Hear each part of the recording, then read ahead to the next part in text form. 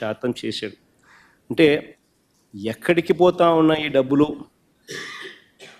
చంద్రబాబు నాయుడు గారి జోబిల్లోకి, ఆయన గజ దొంగల ముఠా జోబిల్లోకి పోతా ఉన్న ఈ డబ్బులు అని చెప్పడానికి ఇవన్నీ కూడా డేటా వెరీ క్లియర్గా కనిపిస్తూ ఉంది.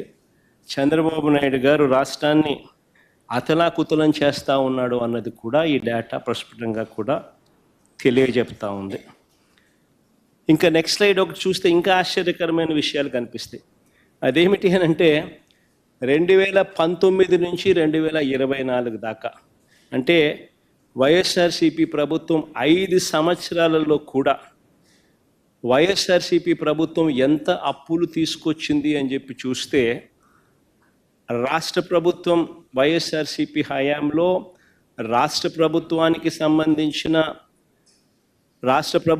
సంబంధించిన డైరెక్ట్ గవర్నమెంట్ బారోయింగ్స్ అయినా తీసుకోండి, దానికి అదనంగా గ్యారంటీడ్ బారోయింగ్స్ కూడా, గ్యారంటీడ్ డెట్ కూడా తీసుకోండి, దానికి అదనంగా guaranteed det of public sector undertakings కూడా తీసుకోండి, దానికి అదనంగా non guaranteed det of public sector undertakings కూడా తీసుకుంటే కూడా చూసినట్టయితే చంద్రబాబు నాయుడు గారి హయాంలో ఆయన దిగిపోతూ 3,90,000 కోట్ల 247 కోట్లు మాకు ఇచ్చిపోతే, మా హయాం దిగిపోయేసరికి అన్ని రకాల అప్పులు ఇంక్లూడింగ్ నాన్ గ్యారంటీడ్ లయబిలిటీస్ కూడా, అంటే పవర్ సెక్టార్లకు సంబంధించిన నాన్ గ్యారంటీడ్ లయబిలిటీస్ కూడా కన్సిడరేషన్లోకి తీసుకుంటే అది 7,21,918 కోట్ల కింద కనపడి మా 3,32,671 కోట్లు మేము చేసినట్టుగా అనిపిస్తుంది.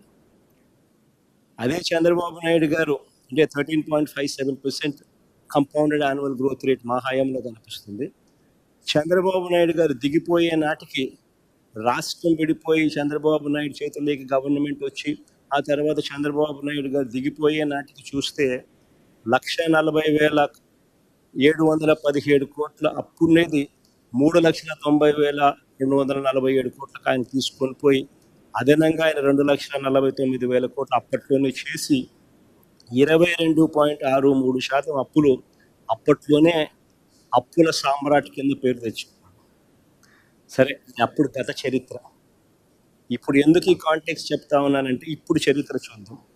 5 సంవత్సరాల కాలంలో వైఎస్ఆర్సీపీ ప్రభుత్వం మొత్తం కలిసి అప్పు 3,32,671 కోట్లు చేస్తే, ఈ 12 నెలల కాలంలోనే చంద్రబాబు నాయుడు గారు అధికారంలోకి వచ్చిన ఈ 12 నెలల కాలంలోనే కిందన్న టేబుల్ చూడండి, 1,37,546 కోట్ల రూపాయలు అప్పులు చేశాడు ఈ పెద్ద మనిషి. అంటే వైఎస్ఆర్సీపీ చేసిన అప్పులో ఏకంగా సంవత్సరంలోనే 41% అప్పు ఈ ఒక్క సంవత్సరంలోనే చంద్రబాబు నాయుడు గారు చేశారు. ఒకసారి గమనించినట్టయితే borrowings during financial year 2024-25 it 1,597 crores. SDL issuances in April 5,750. SDL issuances first week of May 7,000 crores. Off budget borrowings through APPFC 710. Off budget borrowings through AP Markfed 6,000 crores. Off budget borrowings through Civil Supplies Corporation 2,000 crores. Off budget borrowings through planned APMDC bonds 3,489 crores so far.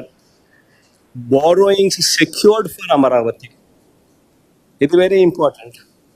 Borrowings secured for Amaravati ఏకంగా 31,000 కోట్ల రూపాయలు, మొత్తంగా కలిపి 1,37,546 కోట్ల రూపాయలు ఈ పెద్ద మనిషి కేవలం ఈ 12 నెలల కాలంలో ఆయన తీసుకొచ్చిన అప్పులు.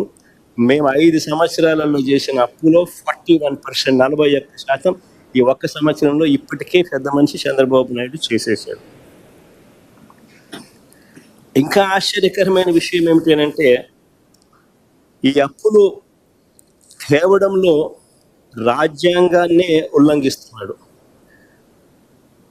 అది అన్నిటికన్నా గ్రేవెస్ట్ సిన్ చంద్రబాబు నాయుడు చేస్తా ఉన్నది.